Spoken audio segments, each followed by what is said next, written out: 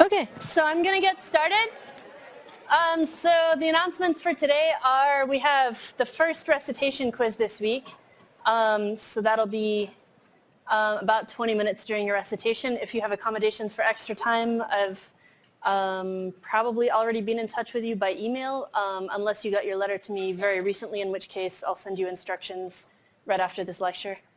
And then the exam is coming up Tuesday, a little over a week from today. It's 7 to 9 p.m. in Chem 140. And planning on covering up through the end of Chapter 3 in that, but depending on how far we get, I may cut it a little bit shorter in Chapter 3. And so normally before each exam, I have an exam review session, and the best time I could snag for room availability on campus was 3 to 5 p.m. in Duane G1B20. I think it seats about 100 people, so that is usually more than people that can make it or that want to make it to the review session. But I am going to use lecture capture on that as well, so even if you can't be there, you can still watch the video and see what questions people ask. I'm going to try to remember to actually repeat the questions that people ask, but usually they're sort of questions from old exams from the exam archive or from recommended textbook problems. So I'll try to write the question and the name of the exam on the board while I answer it. Speaking of which, as far as exam review, a couple of people have asked me how best to prepare for the exam. So I'm going to turn this down a little bit. And so Sapling is kind of your best place to like start working problems. Those tend to be like a little bit on the easier end of things. So if you want a little bit tougher problems, like I guess like covering the full range of what the exam might cover, like I try to spread out the exam difficulty so there's like some really pretty easy questions and some, sorry, were you raising your hand or? No, okay. So there's some easier questions and some trickier questions that you have to like put a few ideas together to be able to answer.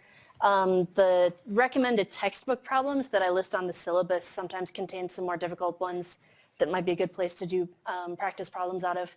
And then once we get within a week or so of the exam, like once we start covering Chapter 3 on Wednesday, then pulling a blank exam out of the exam archive on the website and working through that might be a good place to start.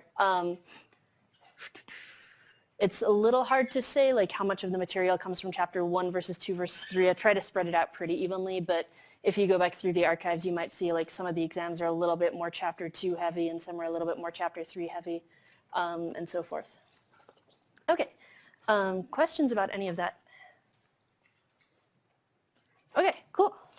So I'm going to wrap up the last bit of naming, and then we can start looking at conformations of alkanes, which is also going to tie into the lab that you guys are doing this week. Okay, so we covered how to name branching alkanes, like acyclic stuff. We did a few different examples of like different groups, different numbers of similar groups. What I didn't cover yet is the parent. I covered parent chains, but I didn't cover what happens if the parent is a ring.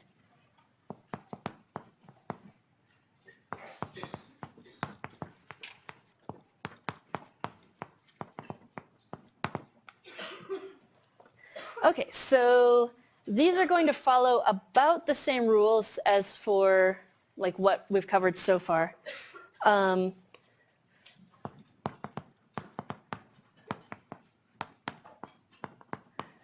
The biggest difference is that numbering can theoretically start anywhere around the ring, and so we're going to need to be a little bit more specific about how we start numbering. So there's more than two options for how to number the parent.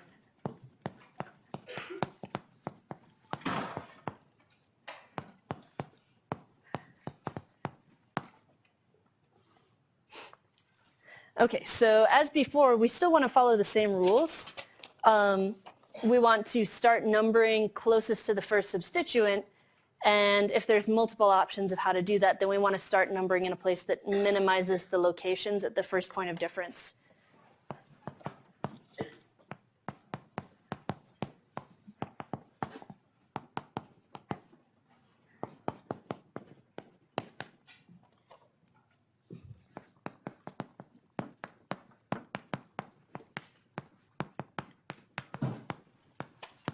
Okay. One other thing that is actually going to be different is, well, here, I'll do one example first. Okay, so this one is a square with a couple extra carbon bits sticking off either side. So the parent here is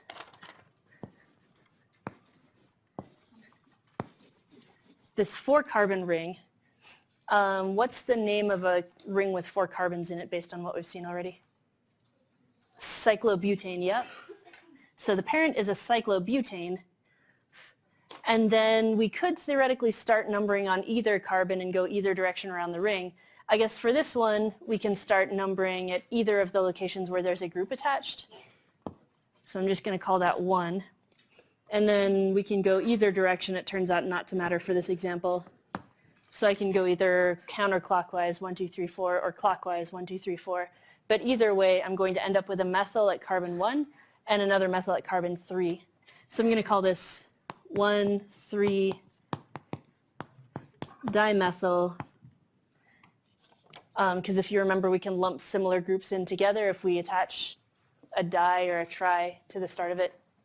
And now I can go straight into the parent name, cyclobutane. Okay, so pretty similar to before, just we have to be a little bit more careful about numbering.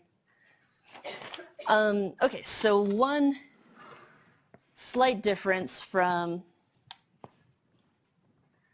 the linear stuff or the branch stuff that we saw before is if there's only one substituent attached to the parent anywhere, so in this case it's just a cyclobutane with one methyl coming off of it. Obviously we're going to start numbering here. Doesn't matter which direction we go around. I'll just go clockwise for this one. So under the rules that we're used to, we would call this 1-methyl cyclobutane. Technically that is acceptable.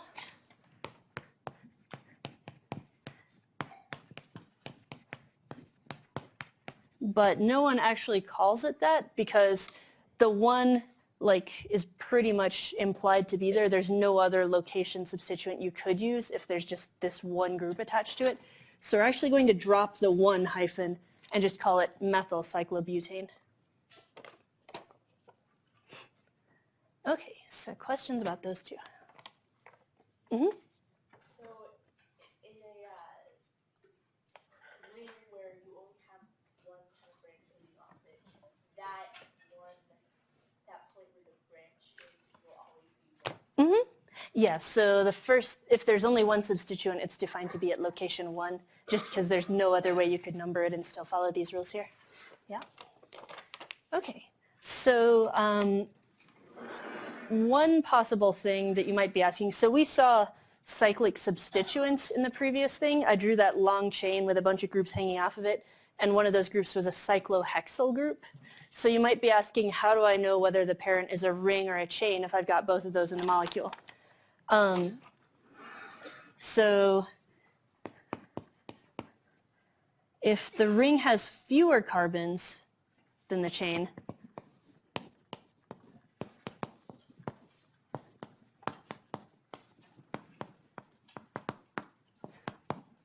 then the chain is the parent.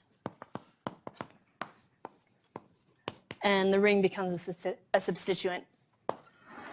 So if I draw the same cyclobutane thing again, but now I do 1, 2, 3, 4, 5, 6 carbons coming off of it. One area where people sometimes get thrown off here is they're like, okay, I can make a chain that's 1, 2, 3, 4, 5, 6, 7, 8, 9, 10. Don't do that. If it's a carbon that's part of a ring already, it can never be considered part of the parent chain. Like you pretty much have to draw a hard line. I'm going to draw something that's a little less confusing looking, a squiggly line across here. So if it's part of a ring, it cannot ever be counted as part of the chain. So be careful about that. So I've got a 4-carbon ring and a 6-carbon chain. Chain has more carbons. Chain is the parent. So I'm going to call this as, okay. So numbering, I'm going to start at the left because that's closer to the substituent. 2, 3, 4, 5, 6. My parent is hexane, and the substituent I have, instead of cyclobutane, which would be what I would call that parent if it were the parent, I'm going to call this a cyclobutyl. And because the chain is the parent now, I can't drop the 1 location because theoretically I could have like a 1 cyclobutyl hexane, or I could have like a 2 or a 3 cyclobutyl hexane, and those would all be different things. So this one I do have to include it. 1 cyclobutyl hexane. Okay. So note that another sort of consequence of the rules, the way they're written, is that if both of them have the same number of carbons, like if they were both 6 carbons, 6 in the ring and 6 in the chain, then the ring ends up winning. So draw that as an example real quick.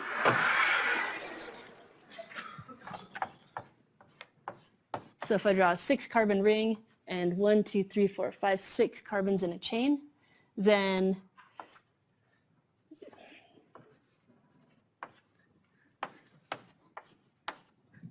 if it's tied, the ring wins.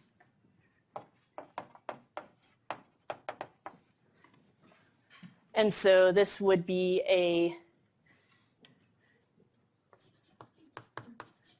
hexyl for the substituent, cyclohexane. Note that I'm dropping the 1 in this case because there's no other way I could have numbered that on the ring parent. Okay, questions about that set of info? Yeah? So normally if the parent chain is not cyclic, then you do have to put the 1. Mm-hmm.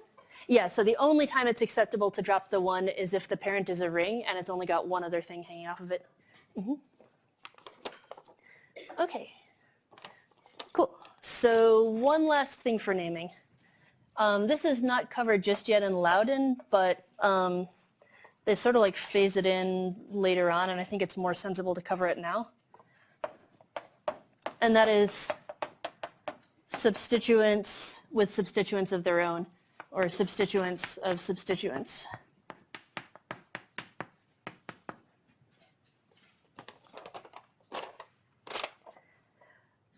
Okay. So the way to handle these is sort of like similar to the way that we handled substituents coming off of the parent chain.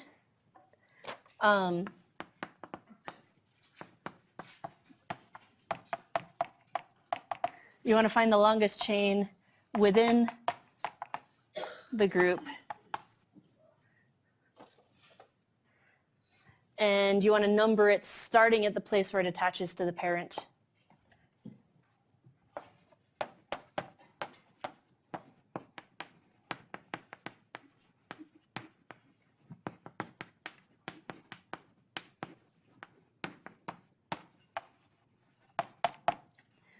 So you may have a couple of, say, methyl groups hanging off of the substituent. And then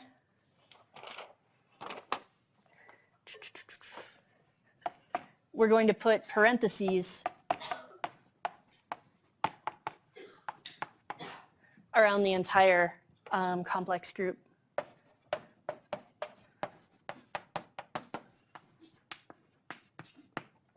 Okay, so let me draw up an example here.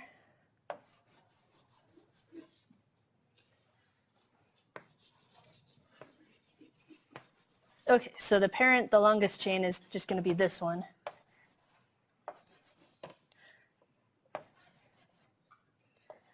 I'm going to draw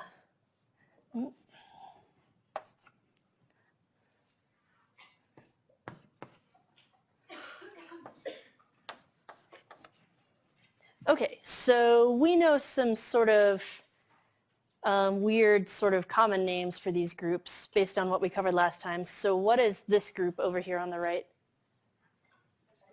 Isopropyl, nice. How about this one down here? Tert-butyl, yep. So we can name them isopropyl and tert-butyl, or we can go with this more sort of systematic way of doing things. And this is also very useful when we have like some bigger, more complicated group that doesn't have like a common sort of simple name like isopropyl or tert-butyl or whatever. So like if I had some big group with like methyl groups coming off all over it, I could still use these rules to name it. Okay, so this group here, its longest chain is 2 carbons coming off of the parent. So I'm going to say 1 and 2. So it's got a methyl group coming off of carbon number 1. So I'm going to call this whole substituent parentheses 1-methyl and then ethyl because it's 2 carbons.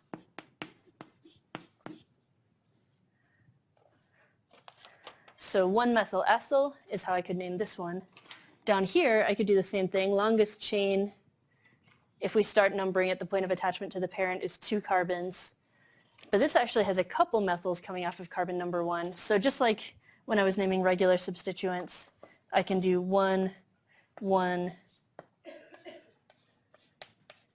dimethyl, and then again ethyl because the longest chain is 2 carbons.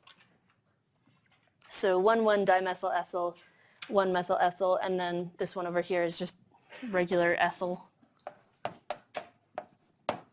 Okay, so when I go to alphabetize these group names, I'm going to alphabetize by the first letter I encounter within the parentheses, regardless of whether that's something that would normally get alphabetized or ignored.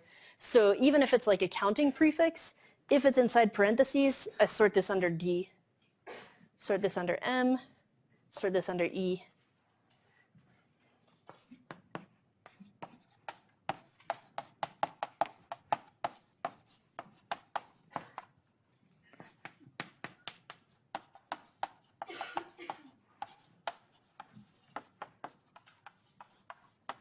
Okay, so you can choose to use this sort of substituent of substituent naming, which is kind of more versatile and useful in general.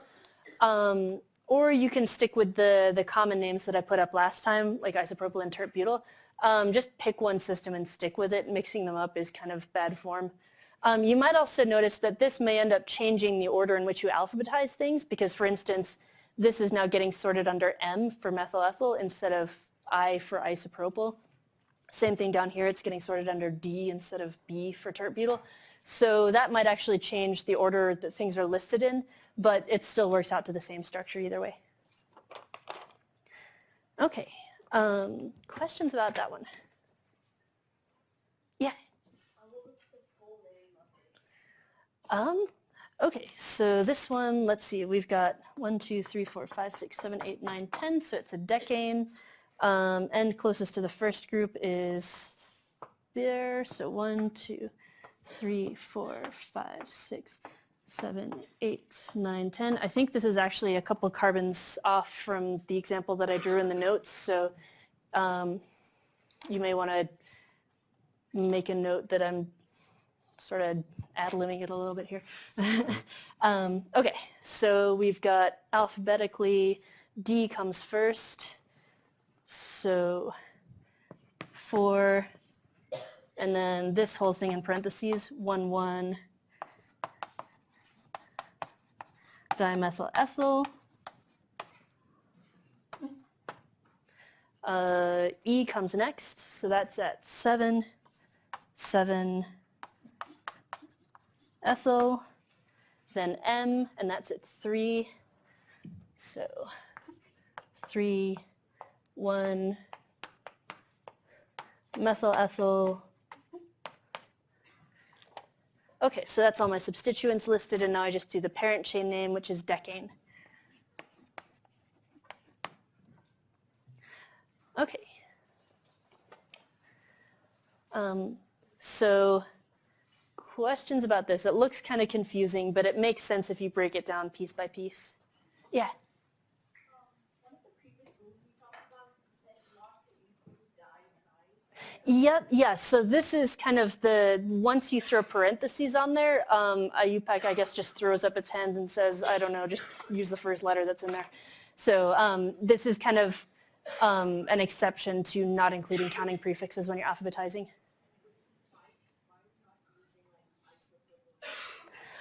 So you could, in which case you would use the name isopropyl and sort this under I, and tert-butyl and sort this under B. That would also be an acceptable name. So there's 2 different options for how to do this one. Yep. Yeah, and I guess like I'm just introducing this thing because it may be more useful for naming substituents that we didn't see in that list of kind of standard ones earlier. So, okay. So other questions about this one? Okay, cool. Alrighty, so that wraps it up for naming, actually. So I'm going to move the camera over to here. So most of the rest of this chapter is not looking at this formal kind of bookkeeping of how do we come up with a standard name for a molecule so that we can communicate it to other people. What we're looking at now is how do these molecules actually behave in space. So conformations of alkanes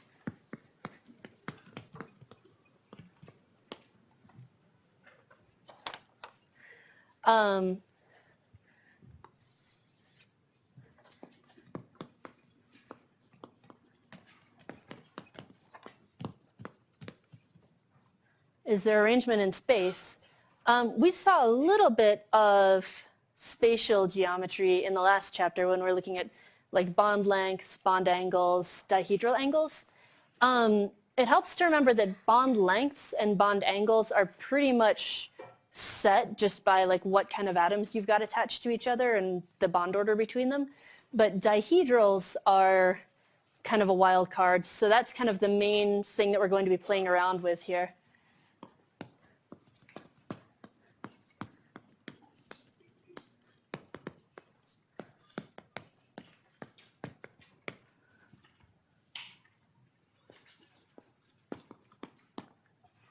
Okay.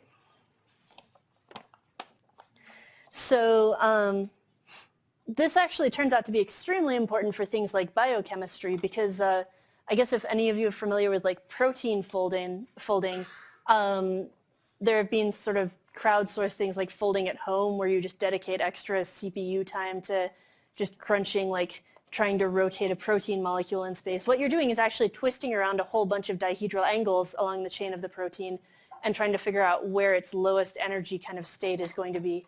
And so we're going to look at much, much simpler examples, but it's still the same kind of idea. Okay.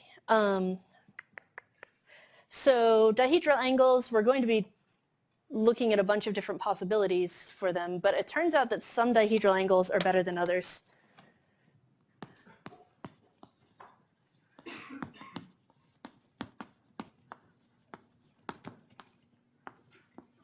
Or more stable, in other words.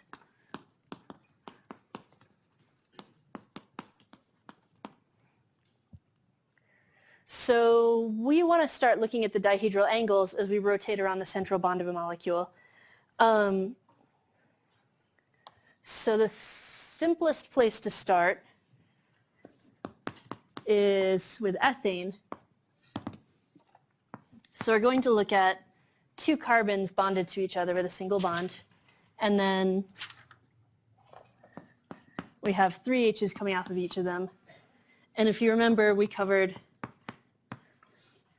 how to show three-dimensional geometry with H's that are going away from you shown with dashed bonds, H's that are coming towards you shown with wedge bonds. Okay, so that's kind of what we're dealing with, and we're going to be tweaking around this bond in the middle of the molecule and twisting the two halves relative to each other. Okay, so it turns out that drawing it this way is actually not as detailed as we would really like for being able to show what's happening around that central bond of the molecule. So what we're going to try doing instead is we're going to put our eyeball like right in the plane of the paper, and that's kind of the symbol used to say like here's your eyeball.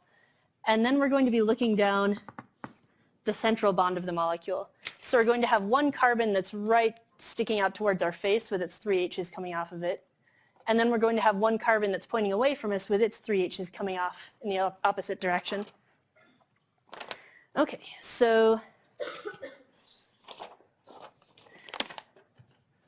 what we're going to draw is called a Newman projection.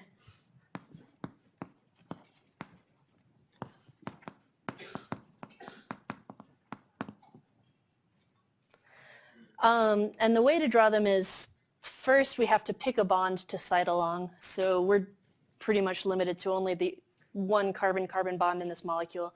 But on a more complicated molecule, we would have to specify which one to look at.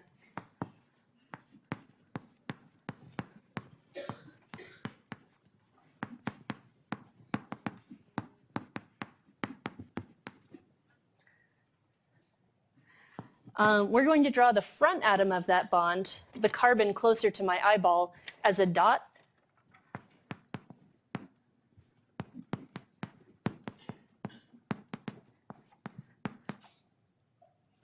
And we're going to draw the back atom on that bond as a circle around the dot.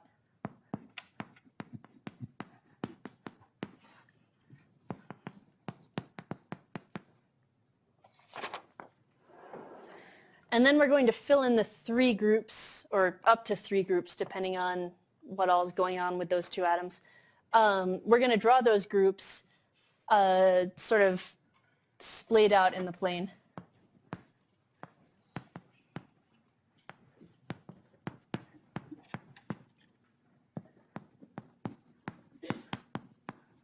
And if it so happens that some of those groups on the front atom are directly blocking your view of some of the groups on the back atom, we might splay it out sideways just a tiny bit so you can see what's on there.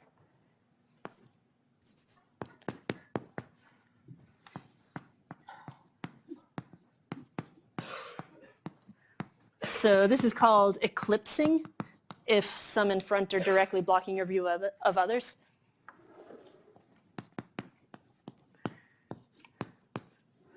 And you can spread it out a bit to avoid that. But it's still kind of implied that they're one directly in front of the other.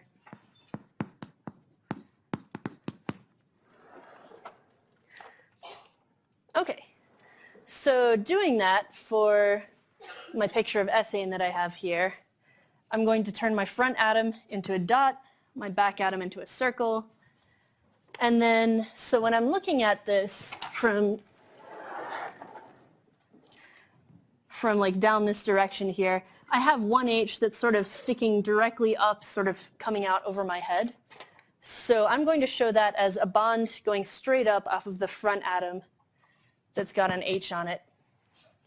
Then from my eyeball's point of view, I've got one that's sticking down and out of the board. That's this bold H here. So out of the board from my eyeball's point of view means it's hanging off to the right. So I'm going to go down and right for this one here. And then the dashed one is going into the board and kind of downwards. So that's going to be, from my eyeball's perspective, down and to the left.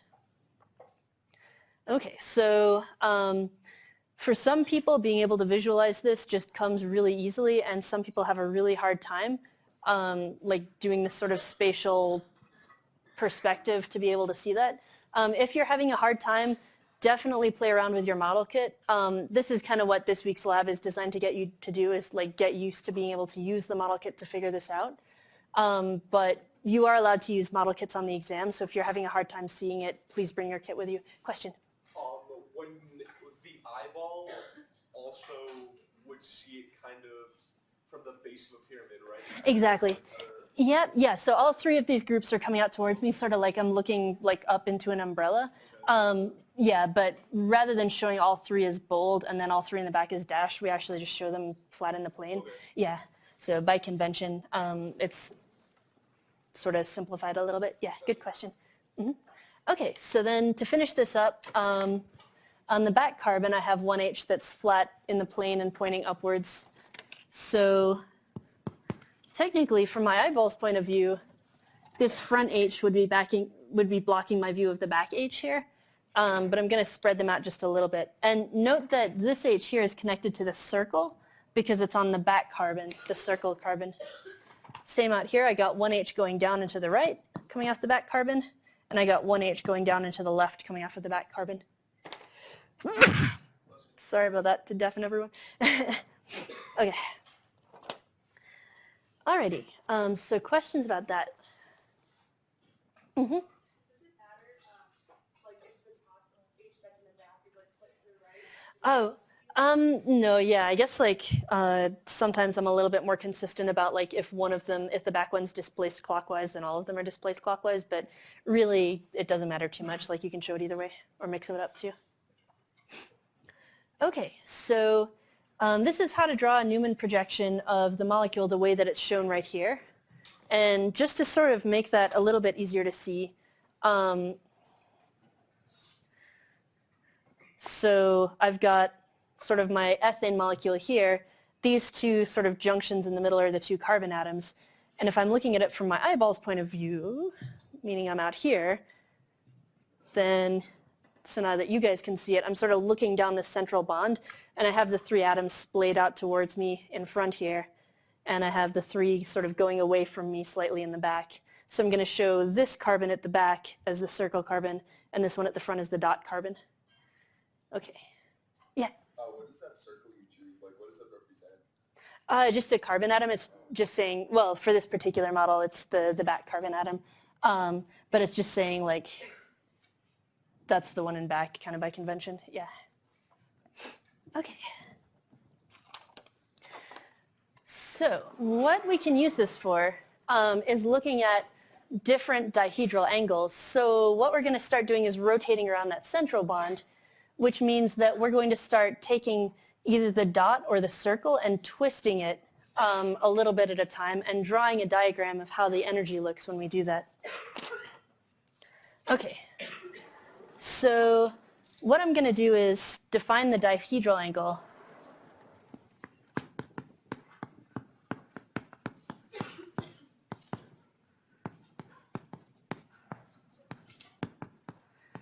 Which is usually called theta. Just between any arbitrary h on the front and any arbitrary h on the back.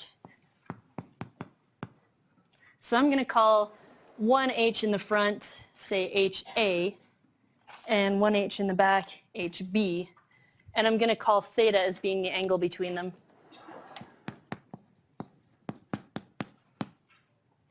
Okay, so right now we're starting out at dihedral angle of 0. They're like one right on top of the other, one eclipsing the other, I should say. And so there's 0 degrees dihedral angle between them. But we're going to start drawing a graph for different dihedral angles.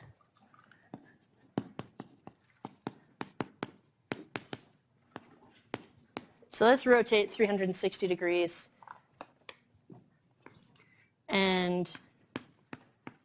show Newman projections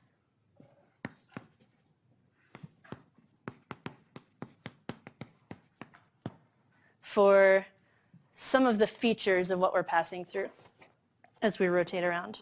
So we're not going to draw like every single 1 degree increment around the whole circle. That's going to take forever and not be super useful. What we are going to show is 6 different stages, and then because we're making a complete circle, we're going to show the first one again at the 360 degree mark.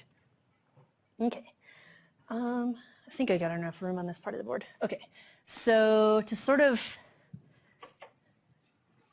get my board laid out properly, or if you're doing this on the page, then get your page laid out properly, I'm going to draw 7 different circles here.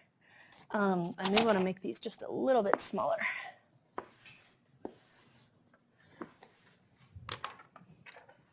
Okay. So I'm going to draw them spaced out. So 1, 2, 3, 4, 5, 6, 7. And then that's my dot in the middle of each of them. Okay, so the graph that I'm going to draw underneath this is in clicks of 60 degrees. So 0, 60, 120, 180, 240, 300, and 360 should be identical to what I drew at 0. I'm just going to do that for completion. Okay. So now I can start drawing in my H's. So HA, all right, so I actually have a fair bit of freedom of how I want to vary this to make that rotation. I could choose to rotate either of the 2 carbons on that bond, and I could choose to go either counterclockwise or clockwise. I tend to personally choose to hold the front carbon stable and then rotate the back one clockwise. You actually have a bunch of different options, and if we don't specify which one we want you to do, you can do it however. But for this example, I'm just going to keep the front one the same all the time. So HA is always up. So I'm just going to go through and do those for all the stages here. HA, always up.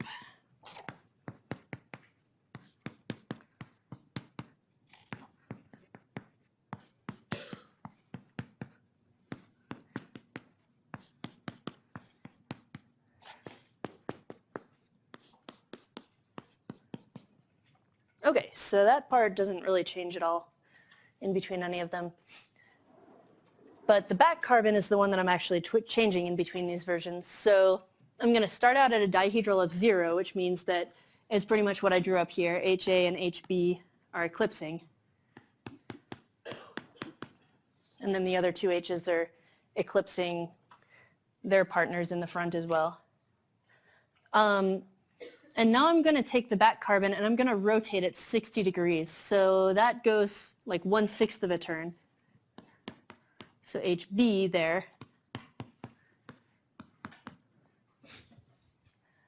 So you'll notice right away there's a pretty big difference between this form where stuff in the front is eclipsing stuff in the back versus this form where it's all kind of nicely spaced out. These ones where they're eclipsing are called the Eclipsed Conformation. These ones are called staggered. So we're going to alternate as we go along between eclipsing and staggered. The only difference is which hydrogen is eclipsing HB at any given time. So I go another 60 degree click. We're back to eclipsing.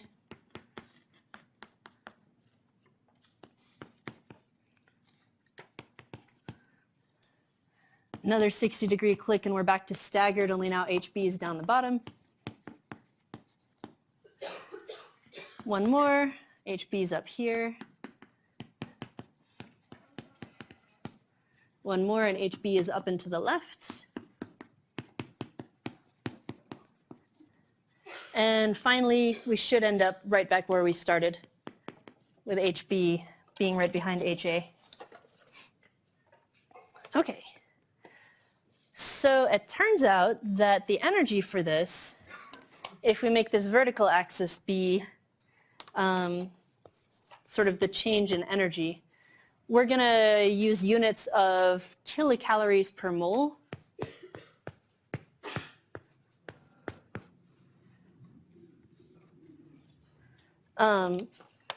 Turns out there's just about a 3 kcals per mole difference in between the eclipsed and the staggered forms. So eclipsed are always higher in energy. So we're going to start out at a peak of about 3-ish,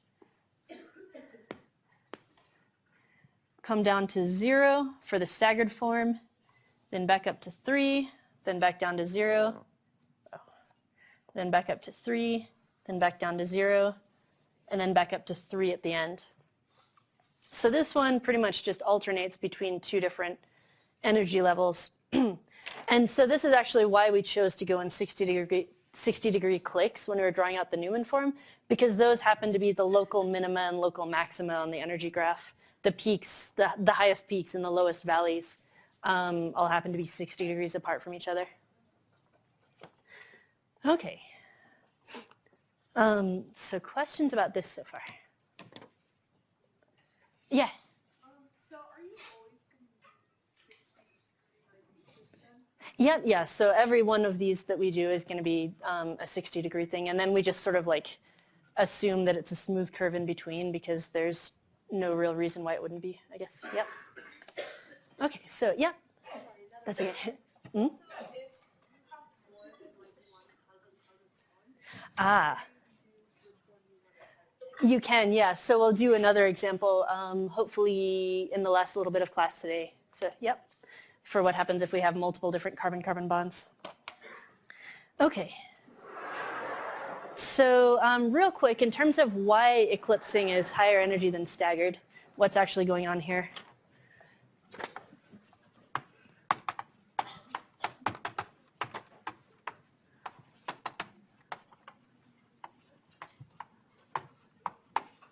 Okay, so it comes down to what's called torsional strain.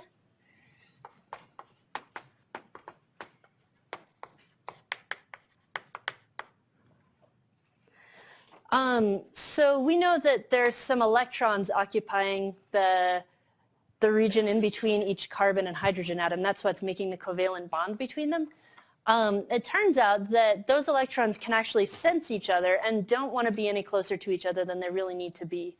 So when you're looking at 3 different H's all bonded to the same carbon, there's not much you can do there without messing up your bond angles, and so they're just going to stay put.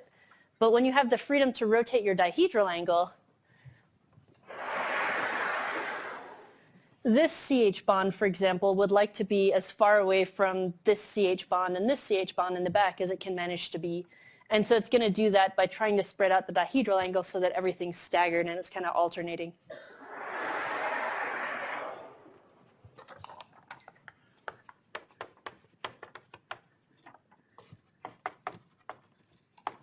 So repulsion between the electrons in the CH bonds. Okay, so that's kind of the light version of why eclipsed is higher in energy. It turns out when we start looking at bigger groups, there's something even more powerful going on, which we're about to look at now because we're going to do butane as an example. Okay, so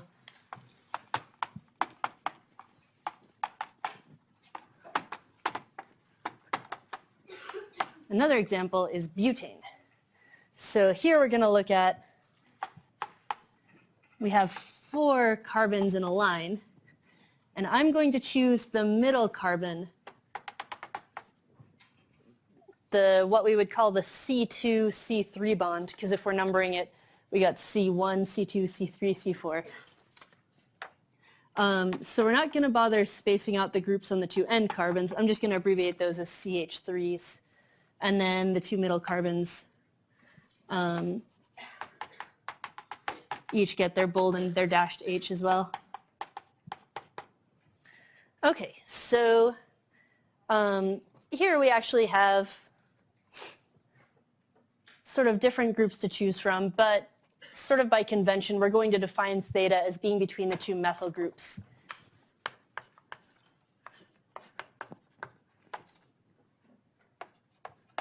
I guess just as a reminder, methyl is synonymous with CH3 groups because we know that this group by itself would be a methyl. Even if it's considered part of the parent chain, like we wouldn't name it as like something methyl something, but it's still like a CH3 group attached to anything we can look at on its own merits as a methyl group. Okay, so again, I'm going to draw the same diagram. So I'm going to try to space out 7 circles across the board.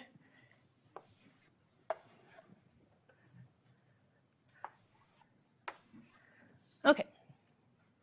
So again, I'm going to keep my front carbon stationary because that's kind of how I like to do it. And I'm going to start with CH3 up, H down, H down.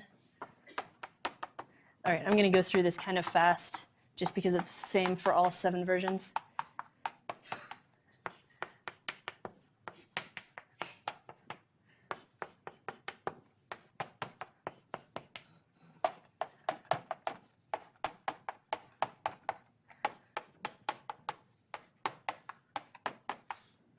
Okay, and then I can draw this axis along the bottom here of 0, 60,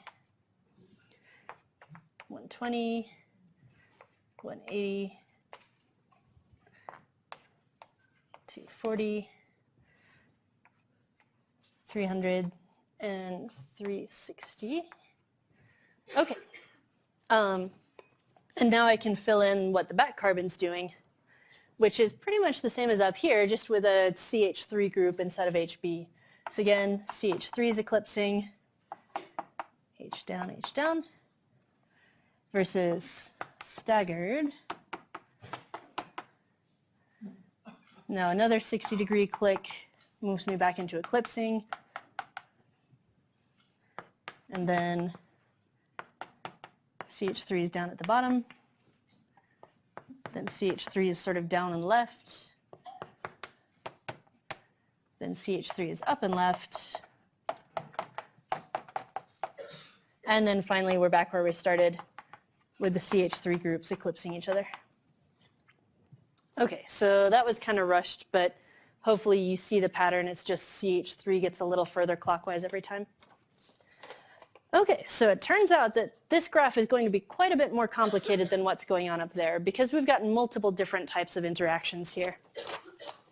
Here, we can actually sort of add up like what's going on energy-wise. We've got one of a methyl-methyl eclipse. So one case of these 2 CH3 groups being right on top of each other. And then we've got 2 of an HH eclipse.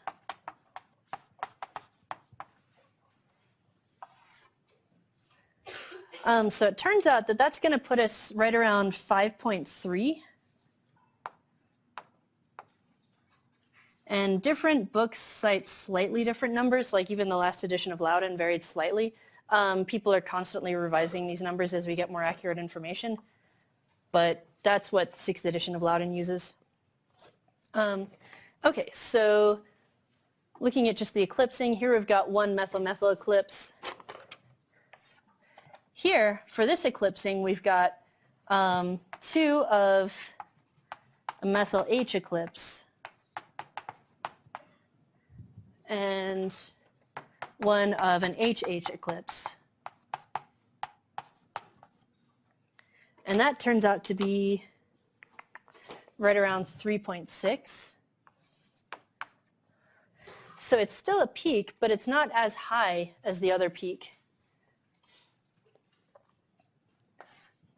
Okay, I'm going to skip staggered for now. We'll come back to that one. This one, we've got actually the same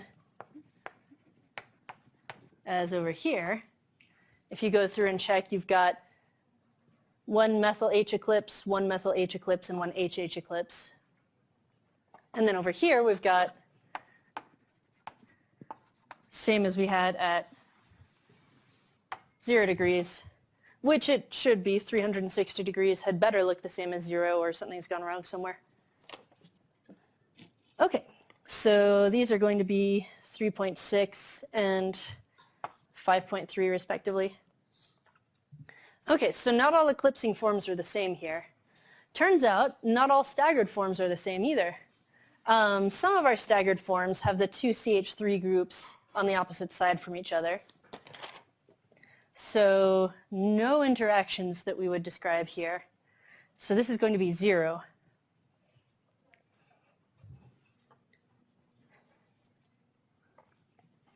But it turns out the other two staggered forms actually have this thing going on.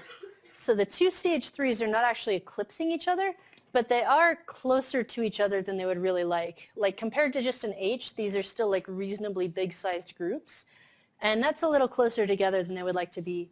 So this interaction is not eclipsing, but it is called gauche. And that's from French to like pass beside or slip past. Although, fun fact, it also means socially awkward. So that puts us about 0.9. So these gauche forms are actually not quite bottoming out on the energy diagram. They're just a little bit above 0. Okay, so we've got all our peaks and valleys drawn in, and we can connect these with kind of a smooth, continuous curve. So it ends up being like that. Okay, so real quick, in terms of why the peak on this is so much higher than the peak of 3 kcals per mole that we had for ethane, it turns out that having two methyl groups on top of each other is not just torsional strain. What we have here is called steric strain. And that's caused by straight up trying to cram two groups into a smaller space than they each need to occupy. So it's not just electron repulsion, it's straight up you can't fit them that close together very easily. And so this is going to be something that turns out to be a deal killer for a bunch of other reactions that we try to see. If the sterics are too bad, if you're trying to cram stuff together too tightly, it's just not going to work. Okay, so we'll look at a little bit more about this before we finish up chapter 2 on Wednesday.